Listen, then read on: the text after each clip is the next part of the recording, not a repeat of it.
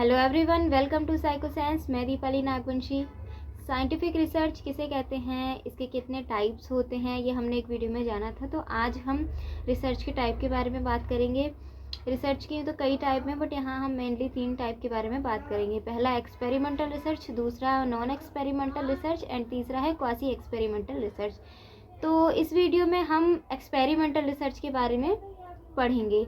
What is experimental research, या हिंदी में कहें तो प्रयोगात्मक शोध किसे कहते हैं। प्रयोगात्मक शोध वो शोध होता है जिसमें प्रयोगकर्ता या शोधकर्ता स्वतंत्र चर में जोड़ तोड़ करके उसके प्रभाव का अध्ययन करता है तथा विभिन्न समूहों में यादृच्छिक ढंग से यानी कि रैंडमली आवंटित भी करता है। क्यों करता है? इसलिए करता है ताकि स्वतंत्र चर एवं आश्रित चर के बीच विश्वास के साथ साथ कारण तथा परिणाम संबंध जो है वो भी स्थापित हो पाए। सिंपल है, जो भी ऐसा शोध जिसमें स्वतंत्र चर में जोड़ तोड़ करके हम उसके प्रभाव का अध्ययन करें, जिस पर अध्ययन करते हैं वो आश्रित चर कहलाता है। तो ऐसे शोध को हम प्रयोगात्मक शोध कहते हैं। स्वतंत्र चर और आश्रित चर क्या होता है, ये हमने चर की वीडियो में जाना था। जिसमें जोड़ तोड़ किया जाए वो स्वतंत्र चर, और जिस पर प्रभाव का अध्ययन किया जाए वो आश्रित चर कहलाता है। एक्सपेरिमेंटल रिसर्च के भी 2 टाइप होते हैं। पहला टाइप होता है प्रयोगशाला प्रयोग शोध एंड दूसरा टाइप होता है क्षेत्र प्रयोग शोध। प्रयोगशाला प्रयोग शोध को हम बोलेंगे लेबोरेटरी एक्सपेरिमेंट रिसर्च एंड क्षेत्र प्रयोग शोध को हम बोलेंगे फील्ड एक्सपेरिमेंट रिसर्च। देखिए, नाम से समझ में आ रहा है, प्रयोगशाला प्रयोग शोध है यानी कि ये प्रयोगशाला में किया जाता है, और क्षेत्र प्रयोग शोध है यानी कि ये क्षेत्र पर यानी कि फील्ड पर जाकर किया जाता है। फिर भी अगर हम डिटेल में जाने तो प्रयोगशाला प्रयोग शोध वह होता है जो प्रयोगशाला में व्यक्ति या पशु या व्यक्तियों के समूहों को रैंडमली सिलेक्ट करके उन पर प्रयोग किया जाता है।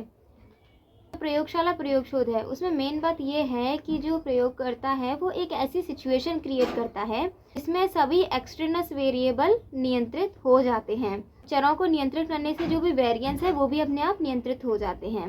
इससे क्या होता है ना, जो प्रयोग में शुद्धता बढ़ जाती है।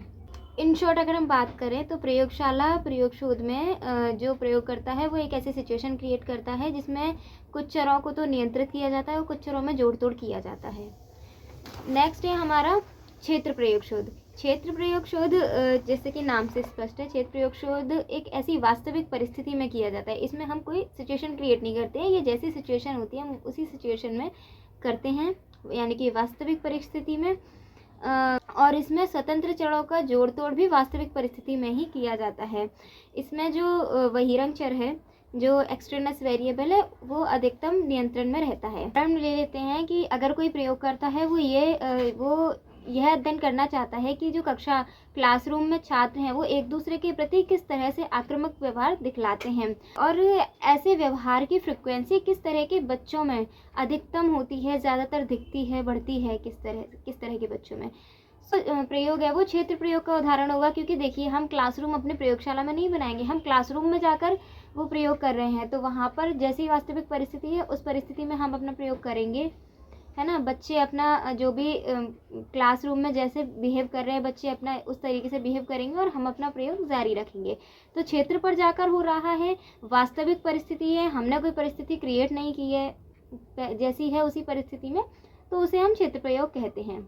बशर्ते यह अध्ययन एक ऐसी परिस्थिति में किया जाता है कि जहाँ पर बहिरंग चर को अधिक से अधिक नियंत्रित किया गया हो और स्वतंत्र चर में जोड़ तोड़ भी सफलतापूर्वक हो जाए। परिभाषा की बात करें तो कर्लिंगर ने परिभाषा दी है, क्षेत्र प्रयोग शोध एक ऐसा शोध है जिसमें जो वास्तविक परिस्थिति में किया जाता है और इसमें एक या एक से अधिक स्वतंत्र चर जो है उनमें जोड़ तोड़ उतना सावधानी पूर्वक नियंत्रित किया जाता है जितना की परिस्थिति हमें अनुमति देती है। ये दोनों थे प्रयोगशाला और क्षेत्र प्रयोग शोध, प्रयोगात्मक शोध के प्रकार। अब हम जानते हैं आउटलाइन, यानी कि कोई भी प्रयोगात्मक शोध है उसकी रूपरेखा। कोई भी प्रयोगात्मक शोध जो है वो बहुत क्रमबद्ध होता है, यानी कि काफ़ी वो सिस्टमैटिक होता है। इसके कुछ स्टेप्स होते हैं, एक्सपेरिमेंट करने के कुछ स्टेप्स होते हैं जिन्हें एक क्रम में जिन्हें एक सीक्वेंस में किया जाता है। तो ये टोटल 14 हैं जिसे हम सीक्वेंस से पढ़ेंगे। नंबर 1 पे आता है हमारा प्रयोग का शीर्षक, टाइटल ऑफ एक्सपेरिमेंट। कोई भी हम जब भी प्रयोग करते हैं तो सबसे पहला काम हमारा होता है टाइटल लेना। सेकंड थिंग है साहित्य का सर्वे। हम जो भी टॉपिक ले रहे हैं हमें उसके बारे में पहले हमें जानना है, उसके साहित्य का बारे में जानेंगे कि इस टॉपिक पर किस किसने प्रयोग किया है, इसके बारे में किसने क्या कहा है, ठीक है। Survey of the literature. इसका जो थर्ड पॉइंट है वो है समस्या को निश्चित करना, स्टेट ऑफ प्रॉब्लम। हमारा टॉपिक तो हमने ले लिया पर हम एग्जैक्टली चाहते क्या है, इसमें खोजना क्या, हमें ढूंढना है, हमारी प्रॉब्लम क्या है, क्वेश्चन क्या है हमारा, तो हमें वो निश्चित करना है, ठीक है। फिर फोर्थ नंबर पर आता है प्राकल्पना तैयार करना। जब हमारा टॉपिक सिलेक्ट हो जाता है ना, हम उसमें प्रॉब्लम भी फाइंड कर लेते हैं, तो फिर हम एक हाइपोथेसिस बनाते हैं, एक है ना जांचनीय प्रस्ताव जिसे हम कहते हैं। तो स्टेट ऑफ हाइपोथेसिस ये हमारा क्या है, चौथा स्टेप है। फिफ्थ नंबर पे आता है चरों को परिभाषित करना, define the variables.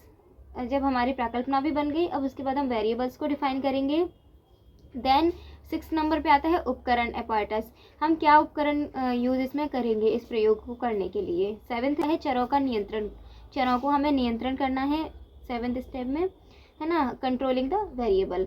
8th number पर आता है डिज़ाइन का चयन करना। हमारे चर भी नियंत्रण हो गए, अब इसके बाद हमारी बारी है डिज़ाइन का चयन करना। अपने प्रयोग के लिए हम एक डिज़ाइन का चयन करते हैं, जिसे इंग्लिश में बोलेंगे सिलेक्ट डिज़ाइन। 9th स्टेप है प्रयोज्यों का चयन करना और उन्हें समूहों में आवंटित करना, सिलेक्टिंग सब्जेक्ट और assigning them to group. 10th नंबर पर प्रयोगात्मक कार्यविधि का उल्लेख करना, specification of the experimental research, ठीक है। फिर हम क्या करेंगे, अपनी प्रयोगात्मक की विधि की प्रयोगात्मक शोध जो उसकी कार्यविधि का हम उल्लेख करेंगे। 11 नंबर पर आता है आंकड़ों का मूल्यांकन करना। जो भी हमें आंकड़े प्राप्त हुए हैं हम उनका मूल्यांकन करेंगे, evaluation of data. 12th number पर आता है साक्ष्य रिपोर्ट तैयार करना, फॉर्मुलेशन ऑफ एविडेंस रिपोर्ट। फिर हम अपनी साक्ष्य रिपोर्ट तैयार करेंगे। 13th नंबर पर आता है जो हमारी साक्ष्य रिपोर्ट है, जो हमने तैयार की साक्ष्य रिपोर्ट, उसके आधार पर प्राकल्पना के बारे में हम अनुमान लगाएंगे कि हमने जो प्राकल्पना बनाई थी और हमें जो साक्ष्य रिपोर्ट मिली है, हमने जो तैयार की है, तो उसके आधार पर हम प्राकल्पना के बारे में फिर अनुमान लगाएंगे। To make inference from the evidence report to the hypothesis. फिर लास्ट जो स्टेप है वो है परिणाम का सामान्यीकरण करना। हमें परिणाम जो प्राप्त होता है हम उसका सामान्यीकरण करते हैं, जनरलाइजेशन ऑफ फाइंडिंग।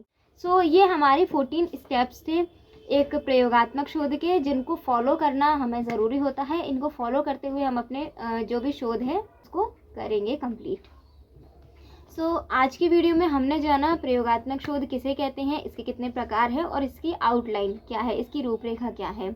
अगर आपको ये वीडियो पसंद आई है तो वीडियो को लाइक कीजिए, ज़्यादा से ज़्यादा शेयर कीजिए अपने दोस्तों के साथ, और अगर चैनल को अभी तक सब्सक्राइब नहीं किया है तो चैनल को सब्सक्राइब कीजिए।